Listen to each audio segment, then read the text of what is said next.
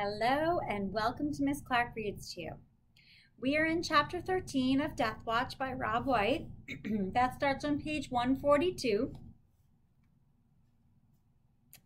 And at this point, Ben is buried alive with the tubes from the slingshot. One is in his ear to hear Madec approach, and the other is in his mouth to breathe through. It would be so easy for Madec to kill him, Ben thought. If Madec noticed his tracks in the path, or if the sand where he was buried was disturbed enough to attract his attention, or if he just happened to see the two little tubes sticking up out of the sand, it would be a simple thing for him to walk over to Ben's grave, stand on top of it, and put his finger on the end of the tube. With the weight of Madec added to the weight of the sand on top of him, his arms pinned to his sides, he would be helpless, and in 2 or 3 minutes he would be dead. This was a disaster, and too much time had now passed for him to correct it. He could not move now, could not spring up from the sand and escape. He was trapped here, as though Madec himself had planned this thing. Ben couldn't tell from which direction the steps were coming. There was no way to distinguish that, but they were coming. They were only soft whispers of sound at first, but now he could distinctly hear Madec's hard-soled boots on the small rocks. The sound stopped. He's standing there, Ben thought in terror. He's seen something and stopped walking. There was a faint, unrecognizable sound in the tube for a second, and then silence again. Had it been Madec taking the rifle off his shoulder or putting the tool bag and rope down? He heard the sound again, but it was so soft and so indistinct that he could not even guess what was making it. And then he felt a movement, the sand around his body seeming to compress slightly. Madec is coming toward me, Ben thought. He's seen the tubes and is coming. So notice how when this author, Rob White, writes in third person, when Ben thinks something, Madec is coming toward me, Ben thought. Rob White, as our author, is telling us in third person what Ben is thinking by saying Ben thought. He's seen the tubes and is coming. So look how Rob White writes Ben's emotional state and his actions in third person limited. So limited means we don't know what Madec is thinking. We don't know what Madec is feeling, or what Madec's motivations are for his next move. He thought of pulling the tubes down below the sand and then realized that in itself would kill him, and to do it he would have to move an arm, which would also get him killed. He was absolutely helpless. The almost imperceptible compression of the sand continued coming, Ben thought in quick-spaced waves. And then there was no movement. Is he standing there, looking down at the tubes? What is Madec doing? Why is he taking so long? As though in an answer, Ben heard a faint and apparently faraway chink, a tiny metal chink. Notice the onomatopoeia. Chink, a word that sounds the way it means what exactly it is written. It is a sound word. Chink. He heard it again and then again. Madec was hammering on something. Ben listened, concentrated. He was hammering not on rock but on metal. Unless the man completely understood the passage of sound down the tubes, unless he knew that it came to Ben without direction and was so distorted as to be hard to identify, then he was at the base of the butte, hammering his spikes in the wall. But if Madec did understand, he could be standing within 2 feet of Ben and simply clicking the sling right again, the barrel of the rifle. How would he know what sound would be like coming down a tube directly into your ear? I don't think he knows, Ben decided. Pushing his arms and the muscles of his shoulders and neck, he forced his head slowly up through the heavy sand, inching up until his elbows were under his back. When his head was out of the sand, he shook it only enough to clear the sand from his eyes and then opened them. Madec was almost to the top of the sheer wall, the wide ledge going up to the top of the butte only a few feet above him. He was standing in a foothold. he had cut. The rope around his waist was attached to a tent peg he had driven into the wall just above his head. He looked like some huge distorted fly clinging to the rock as he leaned back, methodically chipping away. Ben got out of the grave as fast as he could and began pushing the sand back into it. He had almost covered the rubberless yoke of the slingshot when he changed his mind and fished it out. He smoothed the sand hurriedly and then tried to make only indistinct footprints as he went over to Madec's path. Once behind the slab, he began to run toward the jeep. As he ran, he wondered where Madec's gun was, trying to remember if Madec had it slung over his shoulder. He could not remember seeing it at all. Perhaps Madec, not yet ready to climb the butte, felt so secure that he had not even taken the gun with him. Perhaps it was there in the jeep with the hornet. Ben brushed the hope aside, not wanting it to cloud anything. That gun was what he must concentrate on first. As long as Madec had the gun, Ben could not draw him close, could not control him. But once he had the gun, he was still 15 feet from the jeep when he saw the beat-up stock of the hornet sticking out of the steel scabbard below the windshield. The sight of it, made him feel good. He loved that old obsolete gun he had had ever since he was a kid. These modern guns were hotter with more velocity, flatter trajectories, and greater accuracy. But Ben knew to the fraction of an inch what that old hornet would do and wouldn't do, and it was all the gun he ever needed. I'm on page 146. He streaked around behind the jeep, and there, concealed from Madec, crouched and looked over the back.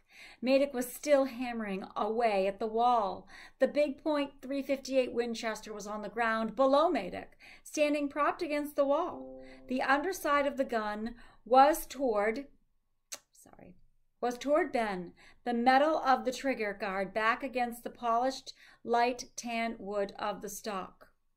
Ben was sure that with one or at most two shots from the hornet, he could put the big gun out of commission. He would aim first at the trigger guard, hoping to smash it in and jam the trigger.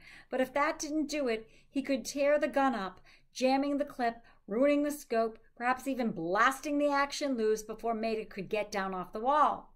Still crouched, Ben sneaked along the side of the jeep and, just reaching up with his hand, got a grip on the hornet and pulled it slowly out of the scabbard. Going back to the rear so that he could crouch there, the barrel of the gun out along the can rack, Ben got down into position, slowly pushed the gun out, and took a preliminary look through the scope. The scope is looking through the scope of the gun. The 4-power glass brought the trigger guard leaping toward him. Fish in a barrel, he thought. He reached automatically for the knob of the bolt to check that a cartridge was chambered. There was no knob. There was no bolt. Ben looked down where it should have been and could see the top cartridge in the clip, the brass case shiny and new, the brass jacketed bullet, a duller color. Without the bolt, the gun and cartridges were useless. A metal tube, little containers of gunpowder, a magnifying glass. Ben moved forward along the jeep until he could reach into the glove compartment and feel around, identifying things with his fingers: the rubber snake bite kit, papers, a packet of matches, a pair of gloves, a plastic case for his sunglasses. The bolt for the rifle was not there. He had to risk being seen as he got into the jeep, and watching Madec, when he could, he searched it. The bolt was not in it, meaning in the jeep. Crouched in the jeep, his head just high enough to look out through the windshield, he stared at Madec's gun leaning there against the stone, the sun hot on it. Could he run fast enough to get the gun before Madec could come down off the cliff face? No. A loop of rope around one of the tent pegs reached all the way to the ground. Madec could come down that rope in a matter of seconds and be standing there, gun in hand, as Ben came panting up. For a moment he slumped in the driver's seat, out of sight of Madec, and he felt like crying. Then slowly he began to realize that it was not the missing bolt of the hornet that was defeating him. It was the man hammering on the wall of the butte, Madec. And Ben realized that, for the last few minutes, he had not even been thinking about Madec. In the mountains and on the butte, he had felt that he was locked to Madec, that he could not leave him, and this had made everything he did complicated and dangerous. Now in the Jeep, everything was simple. He was no longer chained to Madec. All he had to do was drive back to town, go to the sheriff. The whole operation would take 6, maybe 7 hours. He and the sheriff would be back out here in the chopper before sunset. Madec on foot wouldn't even be really tired when they picked him up. Ben pushed up in the seat high enough to look at Madec, who was now doing something with the rope. Suddenly Ben relaxed, realizing that he had all the time in the world.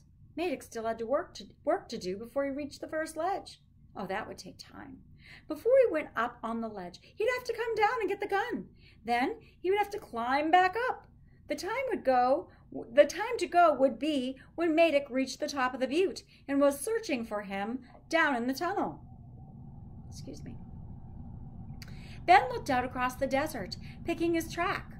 For at least a mile, he could keep the Jeep in 2-wheel drive. The ground here was firm enough to let him really gun it at the start, and in seconds, he'd be going 30 or 40 miles an hour. With any luck, he'd be out of range of the big gun before Madec even reacted to the sound of the engine.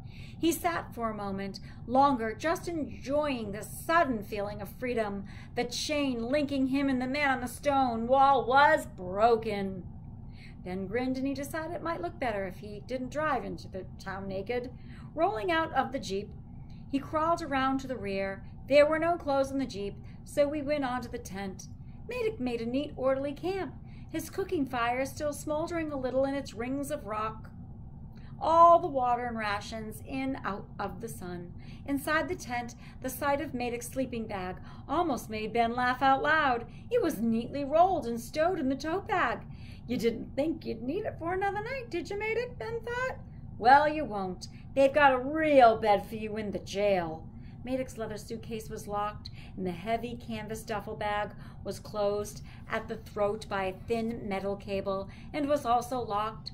There was no sign of his or the old man's clothes, and Ben guessed that he had them out of sight in the duffel. There'd be plenty of time later on to get the duffel open, he thought.